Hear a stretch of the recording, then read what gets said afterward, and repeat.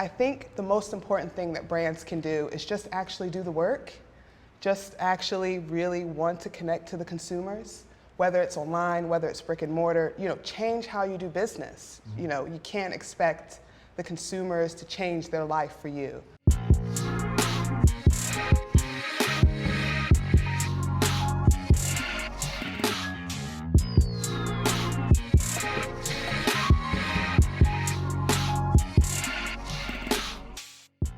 Hi, my name is John Santiago, and welcome to the Roundtables presented by iProspect. Today I'm joined by RISA ARONSON from CONDÉ Nast. Welcome. Jessica TARLOV of Bustle Digital Group. Welcome. Thank you. TENESHIA CARR of Blanc magazine. Nice to have you today. Thanks. And also Jason WAGENHEIM, also of Bustle Digital Group. And today we're here to discuss the future of fashion, retail, and luxury. I'm going to start off by saying that the extent of my luxury experiences is probably this pocket square, so you guys are going to have a lot more to add than I am today. You're doing great, John.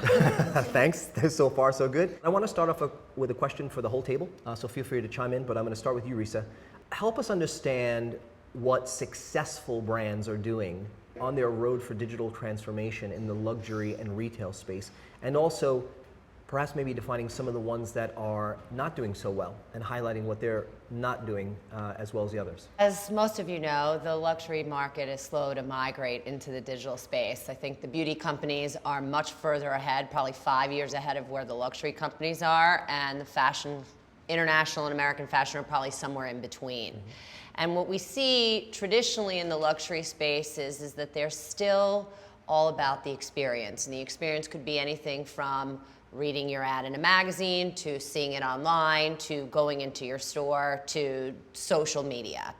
And I think some of the brands that are really doing it well is Tiffany just launched a new campaign for their tea color, and they've really taken video seriously, and they've created a couple of different executions for their tea color launch, which is running across CONDÉ Nast as well as part of a Vogue program, but also really looking at the brands in a different way, not just a big blue box, which you think of with Tiffany. I think some of the American fashion companies are doing it really well, from Victoria's Secret to Old Navy, who's really embraced the digital platform. And then the likes of the international fashion companies like a Versace or a Valentino or even a Gucci. I mean, Gucci creates their own films now. This is all new for them, and they're slowly migrating into this space, but still maintaining that sort of luxury environment, which is truly what they're most interested in. Yeah, and I think you can only really do that in store. I mean, that really like immersive experience. Luxury is very hard to do online, which is why I think the Europeans were so late to it. They never wanted to really give up the beautiful pages in magazines and just highly impactful, visually stunning photography. But what they can do in store, like what a Burberry's flagship could look like, or Tiffany's flagship stores, like those are beautiful experiences that really, connect people to the product at that, high level. Can I add to that? I totally agree with what's been said, and I wanted to highlight what Louis Vuitton has done. So Virgil Abloh created a pop-up on the Lower East Side over the summer. So it was more of a collaboration, I would say, than trying to sell product, because it was made entirely up of a green screen. So they were encouraging people to come in, to take pictures, and then to go home and to create content in whatever way that they wanted. So you would have no idea that the people who had visited this Vuitton pop-up were on the Lower East Side. They could be on a beach somewhere. They could be in Paris. They could be in Africa on safari. And all of that I see as part of Vuitton's vision for marrying up luxury with content creation, with the future of digital, and making sure that people feel that they're having an immersive experience when they're communicating with a brand. It is too expensive to not allow people to make the brand their own and to not have that feeling about it. The brands have to get out of their comfort zone, and that's what they're doing now, like Vuitton partnering with Supreme. Right. You would never have imagined that even a decade ago, something like that would happen. Yeah. And I also think what they're doing really well, the fashion companies have always produced the most beautiful creative with whether celebrity or model or influencer with the most beautiful background. And what they're doing is they're really tailoring the creative to the medium now. which they've learned how to do over the course of time. It used to be, oh, we'll take our print ad, we'll run it on on a mobile device. They're not doing that as much anymore. As they're really evolving their messaging on all platforms, from in-store to social to video.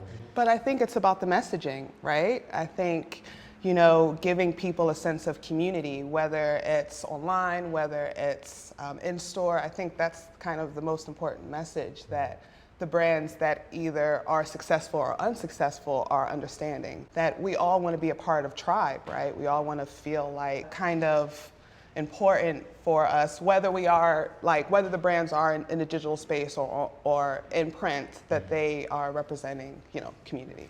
Community is key. It's people think that influencers, we overuse this word now, like, oh, we need influencers, we want an influencer to post. And it's not as simple as just dropping some content to an influencer and having them drop that into their community. What you really want is the influencer's community and what they stand for and what the purpose of that community is, what are the values of that community. The influencer is almost just like an ambassador or a front door into that community to create those connections. And I think we're starting to realize that more and more. You know, the magazine business, and Risa and I grew up in this business together at CONDÉ Nast. Actually, we were, you know, children just 10 years ago.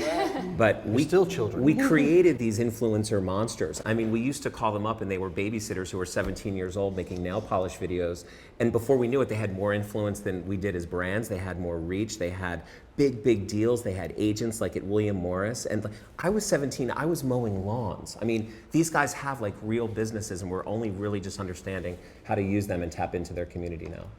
I would add to that it's also important not to forget that the initial story of a company really matters to the conversation that they're having. And in the luxury space, I was looking at some of the numbers in the last year, and Hermes had the most successful year, and guess what? They have the most authentic and real and marketable story as to where they came from.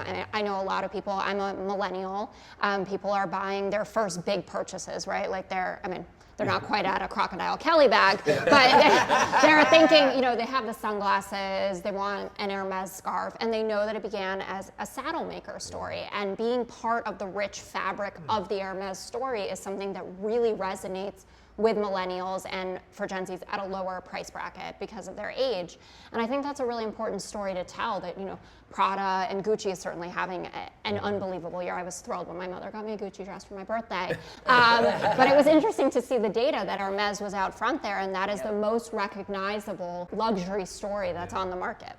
I would also add that brands are just as much influencers, like a Vogue, like a Vanity Fair, like a Bustle, like a Blanc, in the world, that consumers really relate to this brand, whether it be Vogue, whether it be the New Yorker, whether it be Harper's Bazaar, and that has influence on the consumer. And so we see tremendous success through Vogue, through social media, through the powerhouse of Vogue, or even through the New Yorker within the pages or online. And I think that that's a misunderstood concept for the consumer. We can say influencer all we want, but the brand is much as much an influencer as the person that you're going to spend the I money get really against. angry with media plans and RFPs and marketers sometimes When because they ask for an they want an influencer? influencer that Yes. has a minimum of 50,000 followers and they want one post from that influencer. And I'm like, BDG across our network has 15 million followers on just Instagram alone. Bustle's 5 million.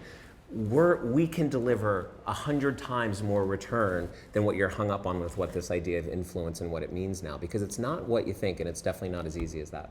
Do they see it as perhaps maybe you guys are competing with the platforms in which they're going to be posting on, for example, on a Facebook or any other? We're working very closely with the platforms. I mean, we pay Instagram and Facebook to distribute content that we're creating either on behalf of influencers or the brands that we're working with. It's all one big ecosystem now where we're all trading content with each other. Right, and content is king, right? Yeah, The big consumer time. cares about content, whether it's Vogue, whether it's Bustle, whether it's the New York Times. The consumer will relate to the content that's there, and the platforms don't have that content. So they need us to provide that content, whether it be video, whether it be long form, whether it be short form, whether it just be an Instagram post. They need our brands in effort to keep that consumer engaged and to grow their audience, because they don't have that content. Absolutely.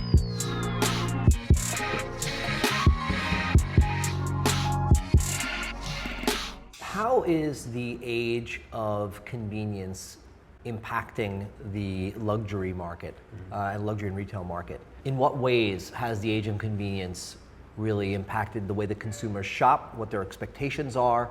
I know at a lower price point, it definitely impacts it greatly.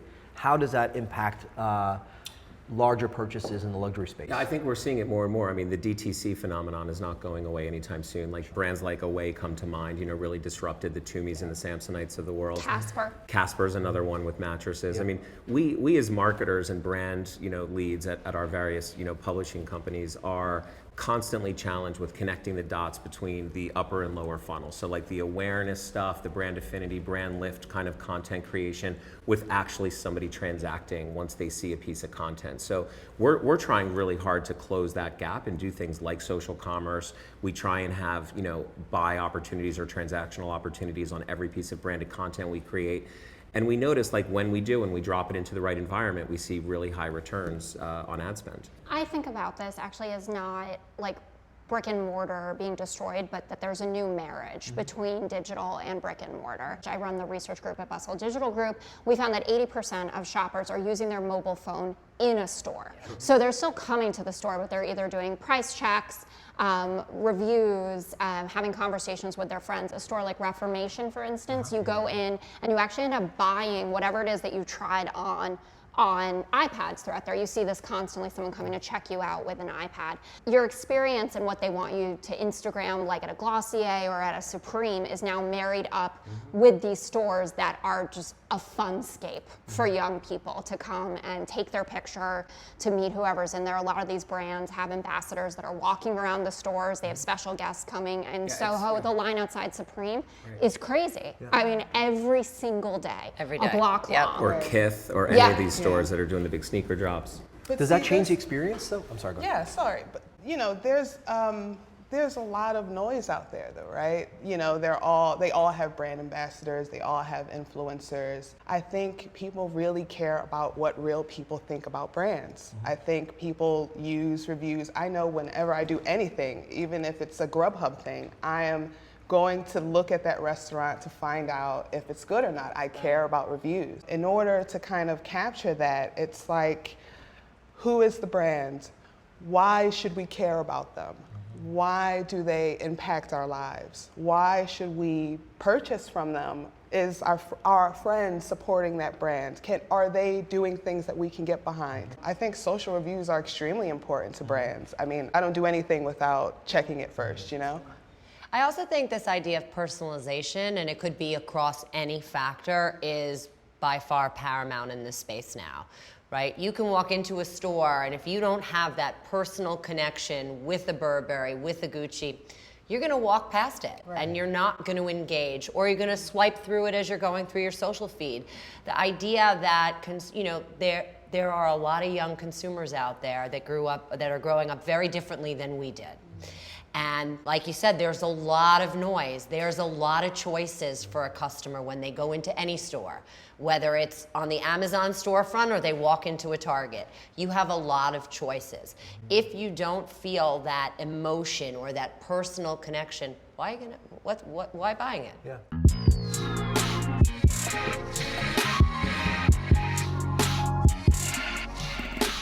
I just want to go back to what Tanisha said, is the idea of purpose, and specifically Jesse and I talk about this all the time with sustainability in particular.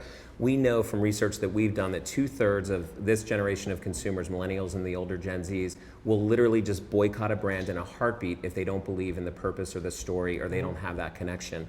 And sustainability in fashion and luxury in particular, we're really seeing as an emerging trend that if you're not getting on that bus, it's like it's already left the station and you can't catch up. H&M with their Conscious collection, or Citizen with their Eco Drive product and not putting batteries in landfills. Like, consumers actually care about that story. I have a 13-year-old, and he told me when he was 9 that he wasn't going to take a bath because Dove tests on animals and he's not getting in the bath. And I was like, you're getting in that bath because Dove spends a lot of money with your daddy.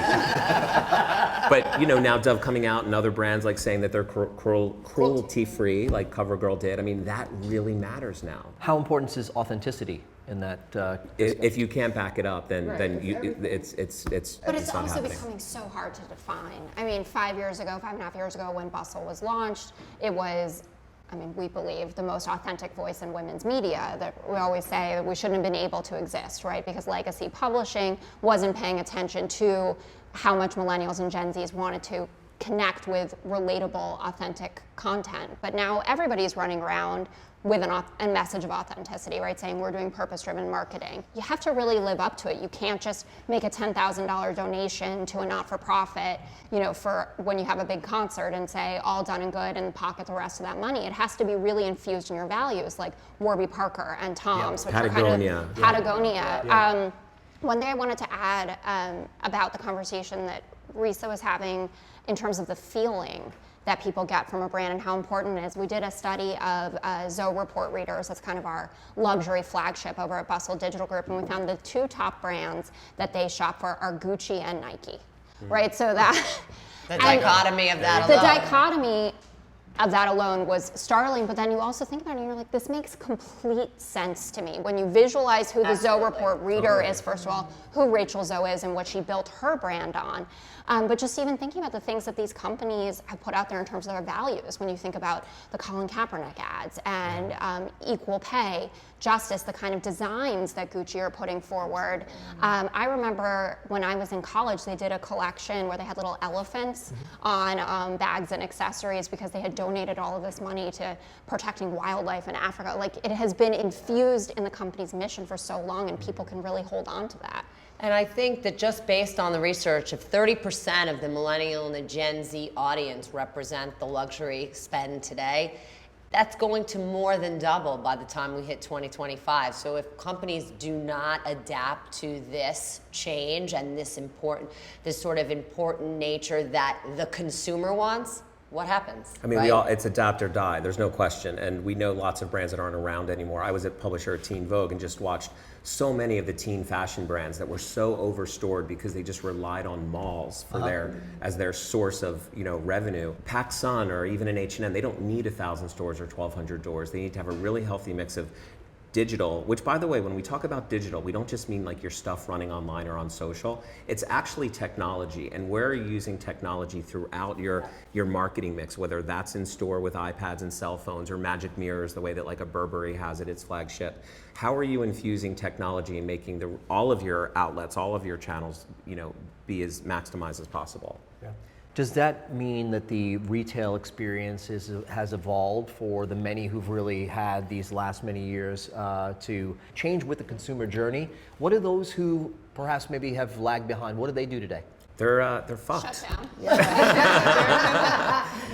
Look at Macy's. Macy's made They're a very. hopeful guys. They're hopeful guys. We've been watching it. I mean, all of our business is being disrupted. Whether it's our side of the business on the publisher side or the advertising agency side, there's disruption everywhere in the last 10 years, like we've just never felt before. And I love Macy's. 160-year-old major American retail brand that bought a little company called Story and dropped 30 or 40 in-store experiences, like right into the middle of their stores to get people in, taking pictures, Instagramming, using their stores as a canvas for content to broadcast out, what they were doing and what was hot. It's really working for them. Yeah. The Instagram for content is something I want to pick up on because I think that goes to one of the questions I wanted to ask the whole group, which was, I want to give our audience today something they can take away. And so what would you say is a way that brands today can utilize the increased connectivity that consumers have with their brands through all the digital platforms? What could they be doing more of that can help them stand out?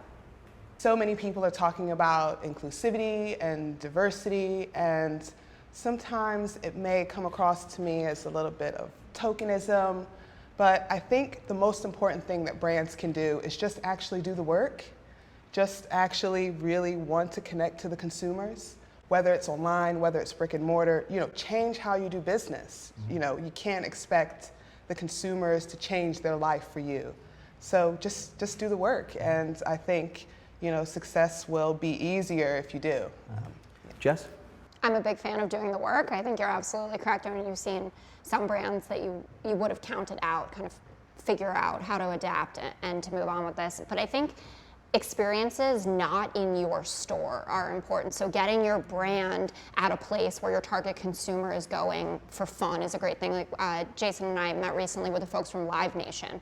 I mean, experiential is a huge opportunity for us at Bustle Digital Group. We just had a huge festival last weekend where Lizzo performed, called Rule Breakers, for instance, where you're creating a space for your reader to see you come to life. So they showed up and they saw brands that we work with like Michael Kors, Flipped, Visa, the CW, but we also had Plan B there because it's important for us to say to our readership, we know what a woman is going through. We know how hard life can be. These are the types of advertisers that we are proud to work with, and we want to make sure that you know that we are here for you no matter your life stage and what's going on with you. That's the authenticity, or that's how we live our authenticity. That's brilliant. That's brilliant. And I think for us at Condé Nast, you know, we look at the consumer as platform agnostic. And so when we're creating content for any of our brands, it's where that customer is that he or she wants to consume it. And I think from a luxury standpoint, you know, we've seen a huge transformation in the luxury and the fashion space in the last 5 years. They've made significant investments in what they're doing from a digital standpoint, from an in-store standpoint. And they've really put the customer at the core of everything they do, whether it's the experience both in-store and out of store, so that they feel that connection. And all the research shows that if you have that emotional connection with a brand, it could be Bustle, it could be the Zoe Report, it could be Vogue, it could be the New Yorker, you will continue to come back because it's trusted, it's authentic, and it speaks to them not in a demeaning way as well as inclusivity, but it really speaks to them as that they have the power, right? One of the things that we're seeing a lot is that the consumer's in more control than ever because they have so many things to do, so many messages, so many choices, whether it be online, whether it be walking down the street, whether it just be sitting at this table. We all have choices that we've never had before. And so that becomes where you really do need to focus on that consumer wherever he or she is.